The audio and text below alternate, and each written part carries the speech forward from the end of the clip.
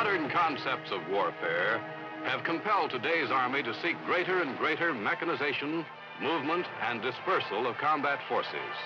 Yet it's a sad fact of life that the greater the mechanization, the greater the consumption of petroleum fuel. The inescapable conclusion is that the difficulty of maintaining fuel supplies in a combat theater may halt our ground forces far more effectively than any action taken by the enemy. What was true in 1963 is just as true today. In Iraq and Afghanistan, fuel and water were 80% of the tonnage in a long and contested supply chain. This chain tethers forward deployed forces all the way back to the port of entry, with vulnerabilities at every point along the way.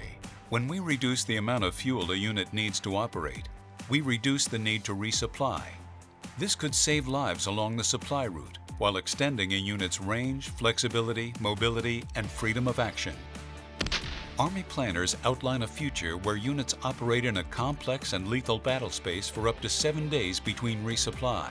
The Army's investments in operational energy technology strike a balance between capability and consumption, ensuring combat vehicles have the necessary horsepower for mobility, plus all the electrical power they need to enable modern combat operations, mission command, and force protection systems. But reaching that 7-day goal will require as much as a 30% reduction in demand for water, ammunition, and fuel.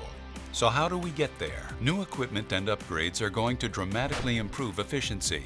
For example, the M1A2 Abrams main battle tank will soon have an upgraded auxiliary power unit to support current and future power demands, while reducing fuel consumption at low idle by around 90%. Improvements to the main Abrams engine will ultimately reduce fuel consumption by an additional 20%, extending its range. The improved turbine engine for Black Hawk and Apache helicopters improves fuel efficiency and capability. This new engine will reduce fuel consumption by up to 25% and enable the aircraft to fly higher, longer, and in hotter temperatures, while reducing maintenance costs by up to 35%. The new upgraded M109 Paladin self-propelled howitzer shares a chassis and drivetrain with the Bradley fighting vehicle, allowing the gun to keep pace with the units it supports. It also includes a 70 kilowatt high-voltage generator, which provides enough electrical power to allow the replacement of the gun's hydraulic azimuth and elevation components with electric motors, simplifying maintenance and making the gun more accurate and more lethal. Other technologies like smart generators, tactical microgrids, and vehicle-to-grid power will reduce fuel consumption and simplify providing electricity to tactical operations centers and base camps. But equipment won't do it all. Just like the estimated mileage on a new car sales sticker, real-world results depend on how you drive. You can make a difference by operating Army equipment more efficiently to avoid wasting fuel. While it's tempting to leave your engine running so you can be ready to move at a moment's notice, it's not necessary. Remember, an idling vehicle not only gets 0 miles per gallon, it wastes valuable fuel you might need later.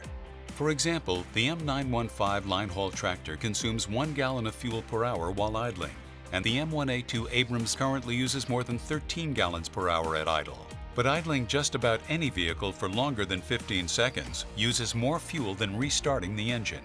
If you're going to be stopped for more than a few minutes, turn off the engine. It's a simple step that could mean the difference between mission success and failure. Being aware of the energy you use, whether it's fuel in your vehicle, fuel in your generator, or the batteries in your radios and night vision goggles, is the first step in reducing the demand for energy on the battlefield.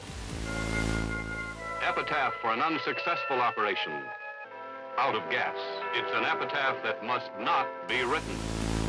Operational energy is a challenge we faced in 1963, a challenge we face today, and will continue to face in the future. But working together, we can maximize the effective use of fuel, reduce risk, and enable combat formations to travel farther and fight longer.